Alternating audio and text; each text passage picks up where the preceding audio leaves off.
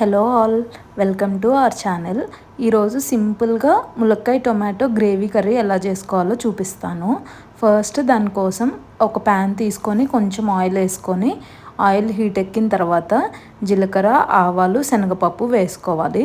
అవి మంచిగా ఫ్రై అయిన తర్వాత చిన్న చిన్నగా కట్ చేసుకున్న ఆనియన్స్, పచ్చిమిర్చి, కరివేపాకు అన్నీ వేసేసుకొని కొంచెం ఆనియన్స్ మగ్గనివ్వాలి. మగ్గిన తర్వాత కొంచెం పసుపు కూడా వేసేసుకొని మంచిగా ఆనియన్స్ని ఫ్రై అవ్వనివ్వాలి ఆయిల్లో.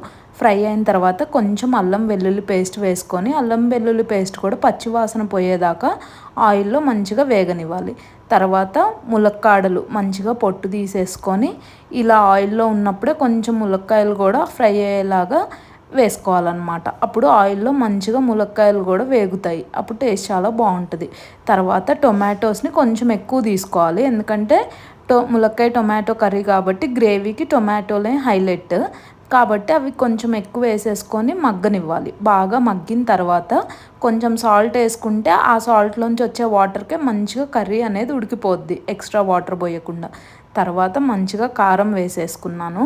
కారం కూడా వేసేసుకొని మంచిగా కలిపేసుకుంటే మనకు ఉప్పు, కారము, మసాలాలు అన్నీ కర్రీకి బాగా పడతాయి. ములక్కాయ ముక్కలకు కూడా కొంచెం గరం మసాలా వేసుకున్నాను. తర్వాత క్యాష్యూస్ని మంచిగా మిక్సీ చేసేసుకొని పాలలాగా ఆ గ్రేవీ వేసుకున్నా. ఇలా వేసుకున్న ఏంటంటే మంచిగా సమ్మర్ కాబట్టి మనకి కారంగా ఉండకుండా మంచిగా గ్రేవీగా కొంచెం స్వీట్ టేస్ట్ వచ్చేలాగా, పిల్లలకు కూడా ఎక్కువ కారం ఉండకుండా సమ్మర్స్కి చాలా బాగుంటుంది కర్రీ.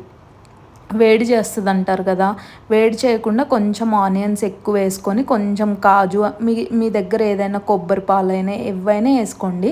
గ్రేవీకి బాగుండి చపాతీలోకి కూడా చాలా బాగుంటుంది ఈ కర్రీ. అంతే, టేస్టీ టేస్టీ ములక్కాయ టమాటో రెడీ.